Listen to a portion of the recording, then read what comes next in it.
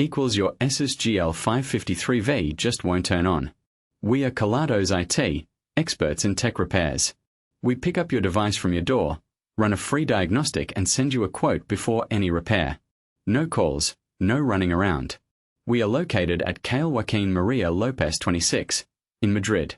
Link in the description. This issue can occur due to a faulty power supply, a dead battery or internal component failure. The repair process involves diagnosing the exact cause and replacing any damaged parts to restore your device to full functionality. If you don't want to take any chances, at Kelatos we pick up, fix and deliver right to your door across the entire peninsula. Link in the description.